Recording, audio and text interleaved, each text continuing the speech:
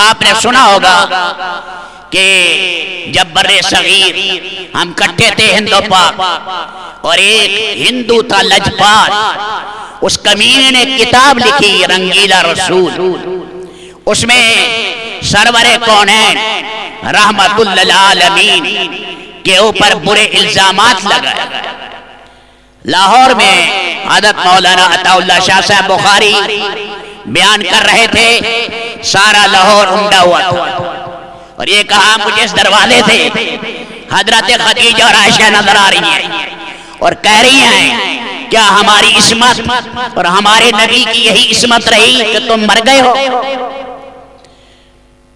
پھر اس کے بعد ایک خدا بخش نامی دودھ فروش تھا، وہ گیا وار کیا لیکن وار کامیاب نہ ہوا۔ یہ غازی علم الدین یہ درخان تھا، بڑائی تھا، اور بڑائی کا بیٹا تھا، رات کو سویا، دردناک خواب دیکھا اور رونے والے دیکھے، اس سے برداشت نہ ہو سکا تو اس نے ایک ہندو سے چھری لی، اسے تیز کیا، لجپال اپنے دفتر میں داخل ہوا۔ یہ 21 سالہ نوجوان، کوئی پڑھا لکھا نہیں، کوئی عالم فاضل نہیں ہے، لیکن اسے اپنے نبی کی محبت اتنی موجزن تھی، برداشت نہیں کر سکا اور جا کر چھرے کے ساتھ اسے ذبح کر دیا اور ختم اور جہنم واصل کیا۔ بعد میں سیشن کورٹ، ہائی کورٹ نے پھانسی کے فیصلے کیے، اور بانی پاکستان جو بعد میں بنے محمد علی جناح ان کے وکیل تھے، اور انہیں کہا گیا کہ تم یہ کہہ دو کہ غلطی ہو گئی، ایسا ہو گیا، یہ تعویلیں کرو۔ اس نے کہا میں ہرگز کوئی تعویل نہیں کروں گا، میں نے اسے قتل کیا ہے، یہ اللہ کے نبی کا گستاخ تھا، میں کیسے برداشت کر سکتا تھا۔ آخر اسے پھانسی کی سزا ہوئی۔ لوگوں نے دیکھا اتنا خوش ہے جیل میں کہ جب پھانسی کی سزا ہوئی کہتا ہے مجھے مبارکبادیں دو۔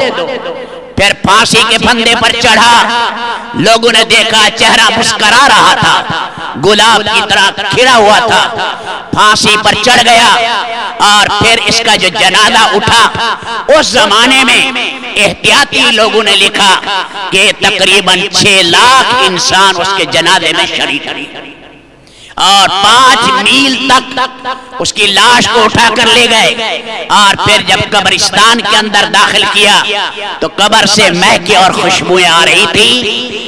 تو علامہ اقبال مرحوم نے کہا ہم باتیں بناتے رہ گئے، درخان کا بیٹا نمبر لے گیا اور اس نے رسول پاک کی شفاعت کو حاصل کر لیا۔ تو میرے بھائیوں، میرے محترم دوستو، عام لوگ کہتے ہیں یہ کیوں پیچھے لگ گئے آسیہ کے فلاں کے، یہ بے حیا بے غیرت لوگوں کی بات ہے جن کے دل میں ایمان ہے، قرآن اور محمد الرسول اللہ کی عظمت ہے۔ ہمارے ہاں کوئی کورٹ کی توہین کرے تو مجرم ہے، کوئی حساس اداروں کی توہین کرے مجرم ہے، فوج کی توہین کرے مجرم ہے، اولین آخری کائنات کے امام اللہ کے بعد جن کا مرتبہ ہے اس کی توہین ہو رہی ہے، اور سارے اس کے ہم نوا بنے ہوئے ہیں، شاہ سے زیادہ شاہ کے فرما بردار آگے آگے بڑھے ہوئے ہیں۔ یہ سب بکاؤ مال ہے، ساری امت مسترب ہے۔